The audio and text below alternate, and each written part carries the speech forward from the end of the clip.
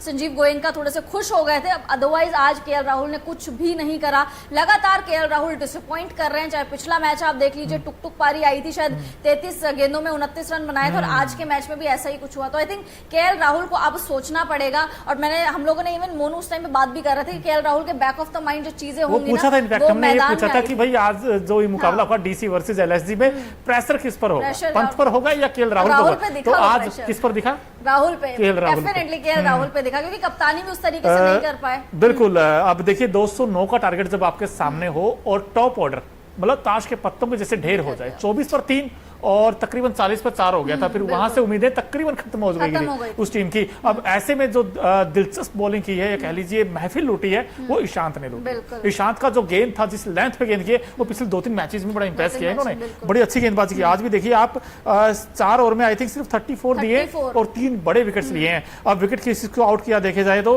इस बैटिंग में दीपक हुड्डा वाला तो गेंद बड़ा जबरदस्त था यार, वो जो अंदर आया था, पैड पे लगा था, बड़ा जबरदस्त गेंदबाजी। स्पेशलिस्ट है वो, काबिलियत है। पिछले 11 साल में उनका बेस्टेस्ट रिकॉर्ड माना जा रहा है कि आपने 4 ओवर में 34 रन देके 3 विकेट और बड़े विकेट। ऐसा नहीं है कि कोई पार्ट टाइमर को आपने आउट करा है, कोई ऑलराउंडर को आउट करा है, आपने प्रॉपर प्योर गेंदबाजों को आउट करा है। क्विंटन डिकॉक, केएल राहुल और दीपक हुड्डा, ये तीनों को होना हो बहुत बड़ा डिफरेंस क्रिएट कर सकते थे इस मैदान में। साथ साथ आपके पास टॉस का भी बेनिफिट था, आपके पास कोई भी लखनऊ के पास ड्यू का कोई फैक्टर नहीं था, आराम से बल्लेबाजी कर सकते थे, क्योंकि इस मैदान में 200 से ऊपर 250 के अराउंड भी चीजें चेज हो जाती है। ये मैदान छोटा है, ऊपर से आपको बेनिफिट ऑफ डाउट आपका टॉस था कि टॉस आप जीत गए थे। तो आई थिंक लखनऊ ने बहुत ही खराब क्रिकेट खेला है, पिछले मैचेस में भी खराब खेला और आज रही सही कसर वो पूरी हो गई है। बिल्कुल। और जब आप 209 का टारगेट चेज करते हो और 70 पे 5 हो जाए आपके, फिर तो नामुमकिन सा ही लगता है। हालांकि निकोलस पूरन ने नीचे से आकर अच्छी बैटिंग की है,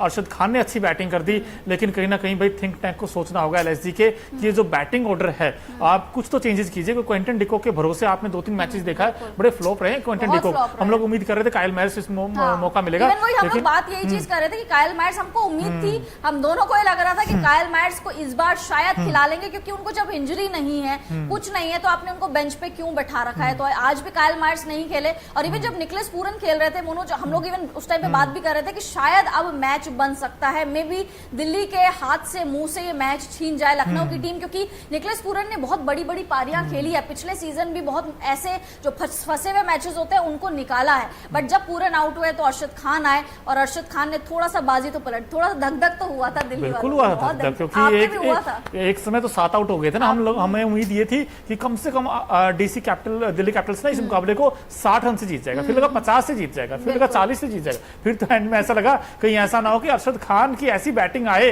और कहीं ना कहीं मैच ले जाए, क्योंकि ये बहुत बड़ी जबरदस्त बैटिंग कर रहे थे। जैसे अरशद खान का नाम इतना सुर्खियों में भी नहीं था, इतना चर्चाओं में भी नहीं आ रहा था। आज के मैच से पहले एक मैच उन्होंने अच्छा खेला, अदरवाइज गेंदबाजी अच्छी करते हैं, बट बल्लेबाजी में उस तरीके से अरशद खान का कभी नाम ही नहीं आया। बट आज जिस तरीके से लोन वॉरियर की तरह अरशद खान खेले हैं, आज के बाद उनके लिए डेफिनेटली चीजें बदलेंगी। मतलब ऑब्वियसली लखनऊ का एक मैच अभी बचा हुआ है, उस मैच में अरशद खान पे काफी फोकस होगा। बहुत इंप्रेस करा, एक विकेट भी लिया, वो भी बड़ा विकेट जैक फ्रेजर मैकगर्क का, साथ साथ बल्लेबाजी भी अच्छी करी और नीचे से 7वें नंबर पर आ रहे हो आप और अर्धशतक लगा रहे हो, बहुत बड़ी बात है। और देखा जाए तो इस मुकाबले में कैचेज भी छूटे हैं, ना सिर्फ एलएसजी से बल्कि डीसी से भी छूटे हैं। लेकिन दोस्तों अगर आपसे पूछा जाए ये इस एलएसजी की हार का गुनहगार कौन है, अब पांडे जी से पूछने की कोशिश करते हैं। लेकिन पांडे जी, मुझे तो ऐसा लगता है जो हार का जिम्मेदार है, अगर आप टॉप ऑर्डर देखोगे एलएसजी की टीम का, उसमें 5 ऐसे बैट्समैन हैं जो डबल डिजिट में भी नहीं पहुंचे। अब बताइए, आप हाल बेहाल ही है। क्विंटन डिकॉक सिर्फ 12 बनाए 8 गेंदों पर, केएल राहुल ने 5 बनाए 3 गेंदों पर, और दीपक हुड्डा तो खाता भी नहीं खोल पाए, आते आउट हो गए ईशांत की गेंद पर।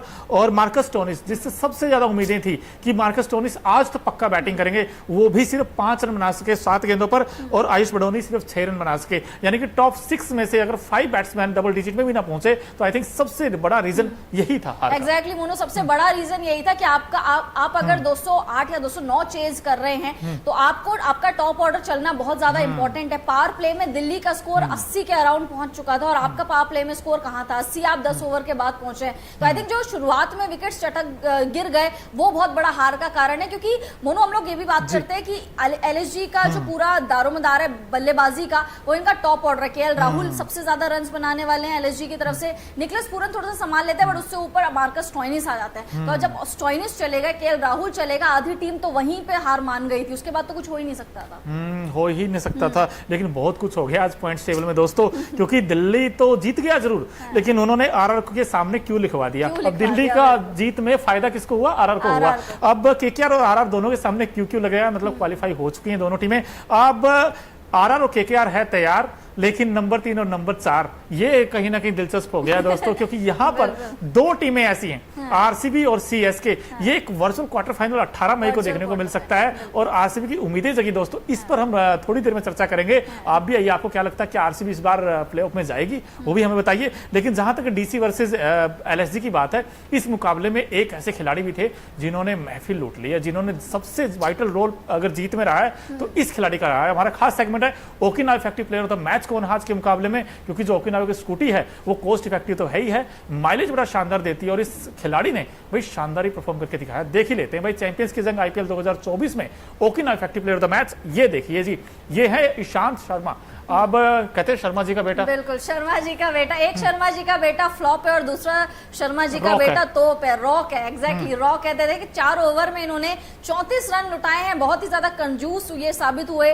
3 विकेट चटकाए हैं, इकोनॉमी भी 8 के अराउंड की इनकी 8.50 की इकोनॉमी इनकी रही। 11 सालों में one of the best spell माना जा रहा है ईशांत शर्मा का। ईशांत शर्मा ने इस सीजन काफी मुकाबले दिल्ली के लिए मिस करे इंजरी के कारण, लेकिन जब वापसी करी तो धमाकेदार, क्योंकि एक्सपीरियंस बोलता है और एक्सपीरियंस आज बोला। एक्सपीरियंस ने आज 3 विकेट चटका दिए। लखनऊ के आधी जो इनकी ताकत थी वो खत्म कर दी। उसके बाद निकलस पूरन और अरशद खान कितना ही जो बचाते, उसके बाद ये मुकाबला हार गई लखनऊ की टीम। बिल्कुल लखनऊ की टीम ये मुकाबला हार गए, और यहाँ पर कहीं ना कहीं देखना होगा कि दिल्ली को भी अब, क्योंकि ये तो टॉप 4 से बाहर हो गई है, क्योंकि दोस्तों मैं देख रहा हूँ कि 14 मैचों में से 7 इनकी जीत है और 7 ही हार हैं, और इनका जो नेट रन रेट है वो -0.377 है, यानी कि इनसे ज्यादा रन रेट एसआरएच का भी है और आरसीबी का भी है। तो ऐसे में कहीं ना कहीं ये सोचना होगा दिल्ली की टीम को कि हम कैसे बैट्समैनों को यूज कर सकते हैं। अक्षर पटेल को हमने कई बार देखा कि ऊपर लेकर आए हैं, लेकिन इनके लिए डेविड वॉर्नर खराब फॉर्म, आई थिंक ये कंसर्न रहेगा।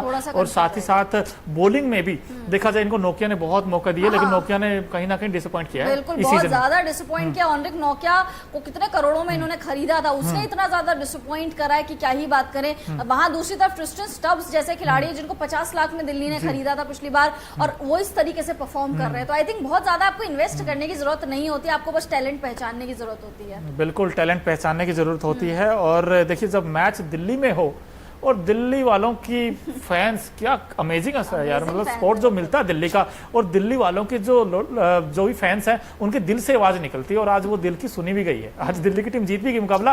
तो हमारा एक खास सेगमेंट है Okinawa colourful moment of the match. क्या क्या है भाई, दिल्ली के अरुण जेटली स्टेडियम में मुकाबला खेला गया दोनों टीमों के बीच, वहां पे बहुत सारे रंग देखने को मिले। तो देख ही लेते हैं भाई Okinawa colourful moment of the match क्या क्या आज के मुकाबले में। देखिए दोनों स्पिनर बिल्कुल, देखिए रवि बिश्नोई एक तरफ, दूसरी तरफ कुलदीप यादव, बहुत ही अच्छी फ्रेंडशिप शेयर करते हैं। यहाँ पे फैंस सेल्फी ले रहे हैं, अपनी खुशी बहुत ज्यादा झलक रही, टपक रही है खुशी, ऐसा लग रहा है। रवि बिश्नोई कुलदीप यादव, रवि बिश्नोई वर्ल्ड कप में नहीं जा पाए, लेकिन कुलदीप यादव का सिक्का जरूर चमकेगा। फैंस के मुंह में एक बहुत बड़ी वाली वाइड स्माइल है, क्योंकि दिल्ली जीत गई। दिल्ली अपना आखिरी मुकाबला जीत गई। दिल्ली ने इस सीजन बहुत अप्स एंड डाउन्स देखे। दिल्ली के कप्तान वापस आए, कप्तान के वापस आने से थोड़ा सा लक भी दिल्ली का वापस जरूर आया, क्योंकि इस बार दिल्ली अच्छी पोजीशन पे फिनिश करेगी compare to last time. Last time Delhi ने बहुत ही ज्यादा बॉटम पे टीम भी बनी थी जो आउट हुई थी, बट इस बार दिल्ली ने काफी इंप्रेस करा। शुरुआती मुकाबलों में थोड़ा सा इधर उधर जरूर हुई, लेकिन उसके बाद दिल्ली ने काफी अच्छा कमबैक करा है, लगातार मुकाबले जीते भी हैं। दिल्ली को एक अच्छा खासा टैलेंट मिला इस बार जैक फ्रेजर मैकगर्क के रूप में, जो कि अब नेक्स्ट टाइम उनका किस तरीके से दिल्ली इस्तेमाल करती है ये देखने वाली बात होगी। इस बार चाहे भले ही टूर्नामेंट जीत ना पाए, प्लेऑफ्स में ना जा पाए, बट अगले साल के लिए दिल्ली एक पावर पैक परफॉर्मेंस के साथ आई एम श्योर तैयार होगी, क्योंकि जैक फ्रेजर मैकगर्क इनको मिल गए, एक नया टैलेंट टैलेंट, एक उभरता हुआ टैलेंट, ऑस्ट्रेलियन टैलेंट इनको मिल गया है। एक ऑस्ट्रेलियन टैलेंट इनके डगआउट में रहते हैं जो कि रिकी पॉन्टिंग है, और दूसरा ये। तो आई थिंक दिल्ली पूरी तरीके से अगले साल के लिए तैयार है। अच्छा, एक और बड़ी इंपॉर्टेंट चीज ये भी है कि भाई दिल्ली की अब दबंग जीत आई। वैसे 20 रन बहुत होते हैं, 19-20 रन T20 फॉर्मेट में यार। अब दिल्ली की जो जीत आई है, अब आरसीबी की उम्मीदें जगाई है। अब आपसे ये पूछना चाहते हैं, और हमारे साथ फैंस भी हैं, वही पूछ रहे हैं यूजर्स, वो ये आपसे पूछना चाहते हैं कि भाई आरसीबी कितने चांसेस हैं इस बार? देखिए, आरसीबी के डेफिनेटली चांसेस हैं। अभी आज लखनऊ की टीम बाहर हो गई, लखनऊ का एक मुकाबला बचा है, बट लखनऊ को अगर वो एक मुकाबला भी जीत जाती है तो इतना ज्यादा कुछ फर्क नहीं पड़ेगा, क्योंकि लखनऊ की टीम अब ऑलमोस्ट बाहर हो चुकी है, अब कोई फर्क नहीं पड़ेगा। अब आरसीबी की उम्मीदें इसलिए जग गई क्योंकि एक वर्चुअल आपको नॉकआउट मैच देखने को मिलेगा 18 तारीख को, जब आरसीबी और सीएसके आमने सामने होंगी। वहां पे अगर आरसीबी की टीम 18वें ओवर में मुकाबला जीतती है बड़े मार्जिन से, तब कुछ हो पाएगा। अदरवाइज आरसीबी का जो 16 सालों का सूखा था ना मोनू, वो सूखा ही रहेगा, उसमें पानी नहीं पड़ेगा। कैसे सूखा रहेगा? जिस टीम ने लगातार 5 जीत हासिल की हो,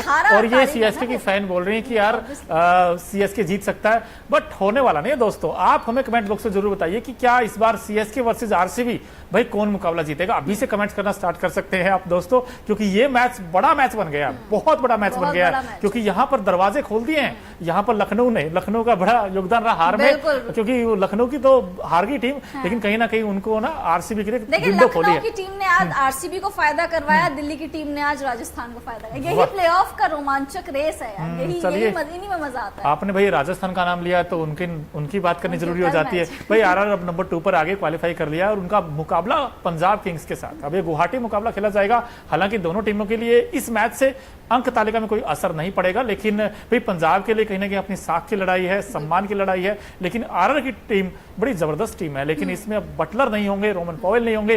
क्या उम्मीदें हैं इस मुकाबले में, कौन जीतेगा? देखिए, ऑब्वियसली एक तरफा पलड़ा भारी राजस्थान का ही है। मतलब पंजाब नो डाउट बहुत ही खराब क्रिकेट खेल रही है, बट राजस्थान के पास भी 2 इनके मेन प्लेयर्स नहीं रहेंगे, बट उसके बावजूद भी मुझे लग रहा है राजस्थान का पलड़ा काफी ज्यादा भारी। ऊपर से पिच किस तरीके से रिएक्ट करेगी ये देखने वाली बात होगी, क्योंकि गुवाहाटी का फ्रेश मैदान है।